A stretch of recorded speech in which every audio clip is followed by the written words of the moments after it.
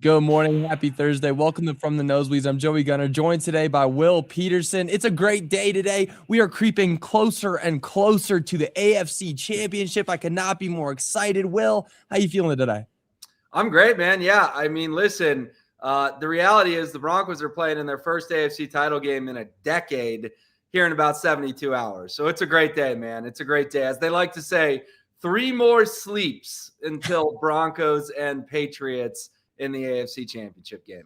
It's getting closer and closer. And I know the wind has been taken out of a lot of people's sails with the Bo Nix injury, but we're here to bring some positive light to some conversations and have some conversations about what the Broncos could be looking at in the Super Bowl. And I'm only bringing this up because, next week we could be talking about locker room cleanout. And I'd rather sit here this week and talk about what a matchup against the Rams and the Seahawks could look like. So say the Broncos get past the Patriots, which I've been open and honest about all week, feels likely. I mean, Jarrett Stidham's a solid backup quarterback. And when you have the offense coming off of a win that they had like they did last week, anything can happen any given Sunday. And it can happen this week, a Broncos win over the Patriots. And a team like the Seahawks or the Rams will pose a much bigger challenge moving forward into 2 weeks, or even it's closer to about 3 weeks, 2.5 now. What would a Super Bowl look like for the Broncos versus one of those NFC teams? I mean, I love it. You said we were going to be positive. We're being big time positive. Yeah, might as well. I mean, the Patriots, they're not a threat. The Rams and Seahawks are the threat. I love it. I love it. Sure, I'll play along. Listen, the books already have hypothetical odds out there for Super Bowls. The bets are void if that's not what happens. But they already have a Broncos-Rams line and a Broncos-Seahawks line. And they're both 8.5 points. Think about that. They would be 8.5-point dogs. That would bring us back to some of those John Elway Super Bowls where he was a massive underdog like he was to the Green Bay Packers in Super Bowl 32. But ultimately got the job done and earned his first ring. So, yeah, I mean, if they do get past the Patriots, it would be the Rams or the Seahawks. It would not be, the Chicago Bears potentially waiting on the other side where that line would probably be closer to a field goal. I think what the odds makers are telling you, if they play LA or they play Seattle, they're going to go in as big, big, big underdogs. Again, that's all subject to change with how the games played out this weekend. And, if one of those two teams still won but suffered a big injury. But, yeah, I mean, I think the NFC West was the best division in football this year. And obviously playing either of the two best teams from that division would be a huge mountain to climb for the Broncos. Yeah, and I think that I don't know what the line is like for the Patriots up against either of those teams, but I would expect it's something relatively similar, probably a little bit less, closer to 5.5 for each of those teams. It's like a field goal. It's a is it closer? Different. Yeah, it's actually ironic. It's about 5.5 points difference, which is the Broncos and Patriots spread of 5.5 points. So yeah, in those hypotheticals they have listed, both the Rams and Seahawks would be about field goal favorites over New England. Yeah. So I was actually just talking before the show started with our producer Dan, and he was saying that the Rams would be a tougher matchup than the Seahawks. And I got to say, Dan, I'm looking at you right now. Cannot disagree more. The Seahawks look like a team that basically has a fast track to the Super Bowl right now, especially after the Bills lost to the Broncos. The Bills versus the Seahawks, that would have been a great game. Talk about two high-scoring offenses with two solid defenses. The Seahawks defense is just unstoppable, though. And the Seahawks still probably would have won that game. So, again, hypothetical, a lot of hypothetical talk today. Which team would you rather see, say, the Broncos get past the Patriots this weekend? Yeah, I mean, I think there's cases to be made for both. What would scare me with the Rams is, they have two absolutely elite wide receivers. And we know PS2 can shut down one of them, but what happens to the other one, right? If you put PS2 on Puka Nacua, is Devontae Adams just going to go absolutely nuts? And if you put PS2 on Devontae Adams, is Puka Nacua going to go absolutely nuts? I know Riley Moss has had his moments this year, and I actually thought he did play pretty well against the Bills in the divisional round, but Riley Moss against Puka Nacua or Devontae Adams would certainly scare me. And the other thing going for me kind of agreeing with Dan actually on this, that the Rams would be tougher, is I know what you're saying about the Seahawks, and I get it if the game's in Seattle, because I think Seattle, maybe outside of Denver and Kansas City, is the most intimidating place to play in the NFL. I just think at a neutral site, that Seahawks sort of juice and energy and bump and all that they get from the 12s, whatever they want to call themselves, would not be as great. Now, could be famous last words, because I was in the building in New York or New Jersey, I guess, for Super Bowl 48, and Seattle traveled like crazy. I mean, the amount of Seahawks fans that came all the way across the country, we all remember the ball going over Peyton Manning's head. Why did it go over Peyton's head? Because the Broncos prepared for a neutral site crowd, and it was a pro Seahawks crowd. It was insanely loud inside MetLife Stadium that night. So, yeah, if they all traveled down to Santa Clara, less of a flight than New York, that could be a factor too. But I would lean towards the Rams just because I respect the hell out of JSN, and he's a great player. But I just think that the Rams at a neutral site have a little more depth maybe than the Seahawks do in terms of players that really scare you. Yeah. I mean, if they travel well to MetLife, imagine how well they're going to travel just down the Pacific Coast to go to their rival team's stadium and pack that out. I mean, it's going to be a lot of Seahawks fans in that building if it is the Seahawks versus either the Broncos or the Patriots.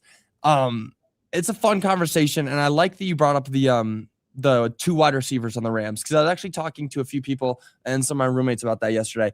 Riley Moss has had his issues. We know he's had his issues.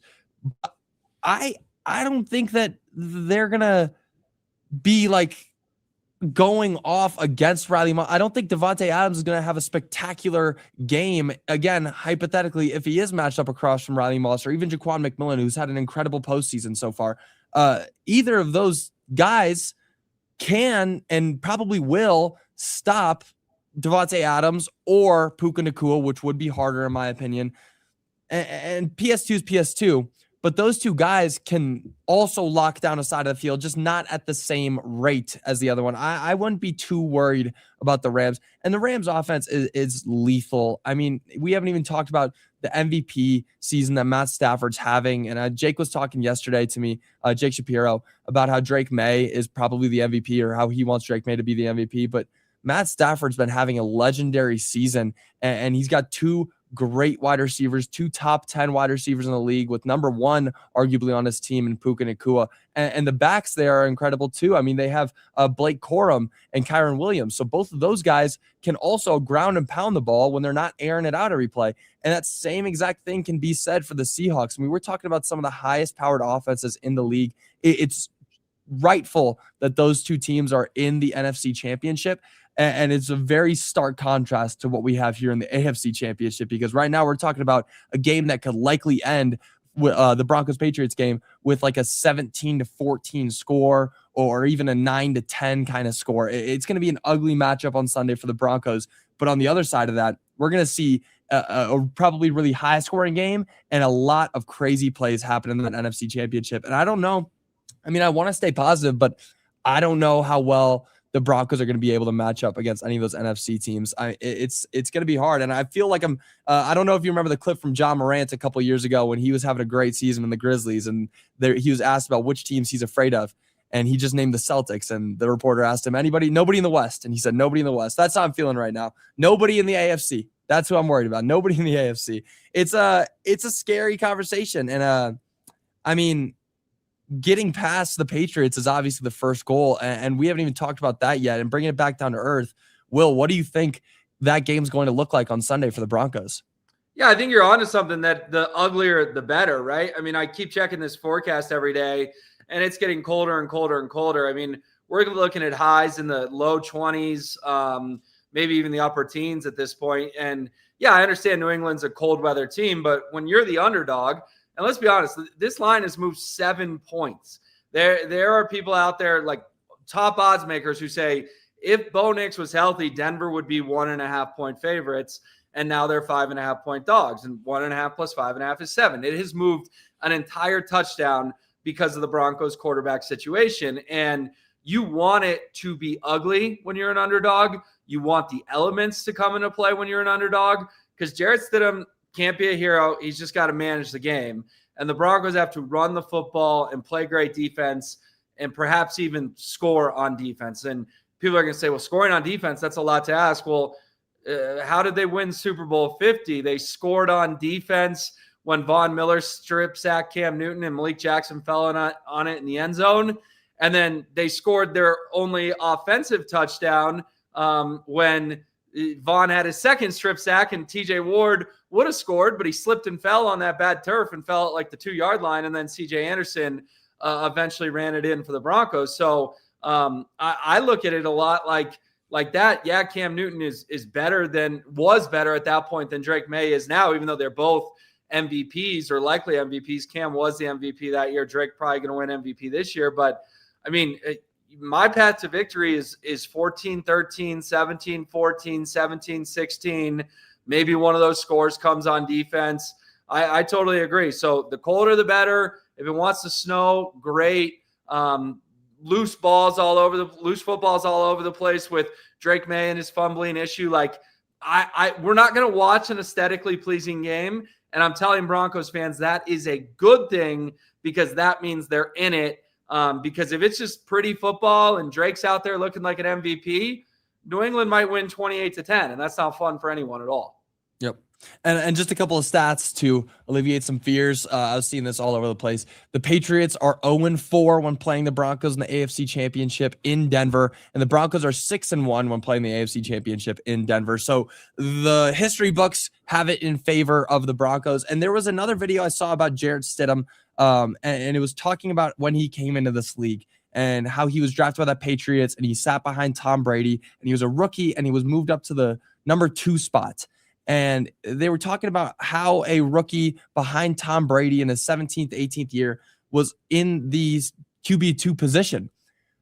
It's because he is able to learn offenses at a really high level. And I believe the coach was Sean McDonald, if I'm wrong. Was that the coach, or Sean? I forget the coach of the Patriots at that point who drafted.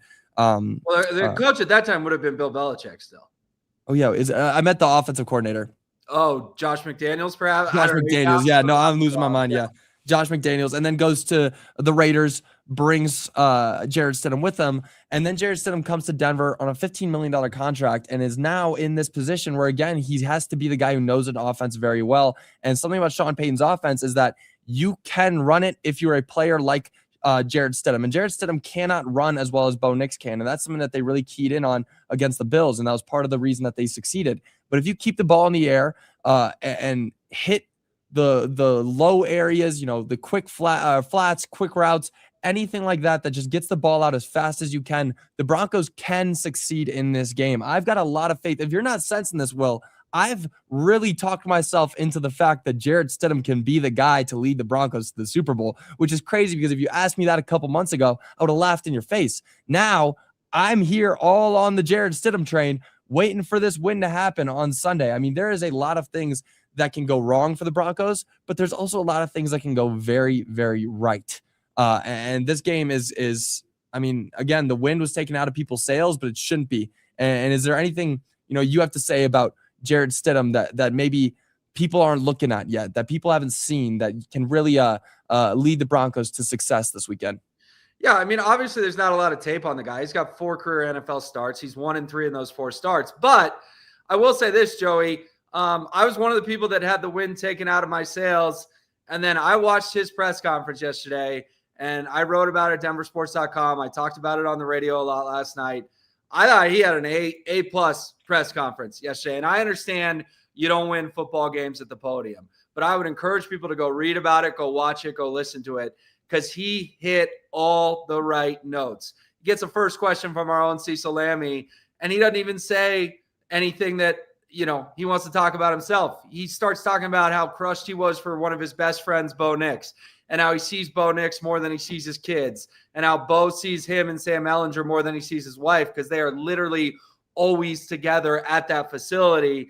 And he talked about how he's praying for him, and he's just devastated for Bo. And I just thought that was just, a leadership type answer to go up to the podium and make it very clear that, like, yeah, I'm the guy who gets to go play quarterback, but we feel like Broncos country does. We are devastated for Bo Nix. And then another answer that really stuck out to me was he said, I'm just going to be myself, and I get it. Once you get out there, the game's going to be going a million miles an hour. It's the biggest football game he's ever played in. But I think sometimes you say things out loud, you can sort of help manifest them. And the Broncos don't need Jarrett Stidham to be a hero. They just need him to manage the game, not turn the football over, and play super clean. And I just, again, I know you don't win games based on press conferences, but I thought he struck a very measured leadership type tone yesterday that maybe I'm not quite as optimistic as you, but I think I'm no longer down in the dumps. I think I'm a little more even keeled now of, okay, maybe this game can be a coin flip. Doesn't mean that the coin's going to land on my side, but let's at least flip it up in the air and see if we get heads or tails for a trip to Santa Clara. Well, you know what I was doing? I was doing what you just said. You tell yourself it, you can manifest it. And I'm manifesting the idea that Jarrett Stidham can be the guy to lead the Broncos to the Super Bowl. Everybody go check out that article from Will. Will, thank you so much for joining. I will see you on Thursday next week, hopefully talking about the Pro Bowl and the Broncos going to the Super Bowl instead of locker room clean out, what that looked like. Everybody else, thank you so much for joining. I will see you all tomorrow. Until then, y'all have a great rest of your day. Bye, y'all.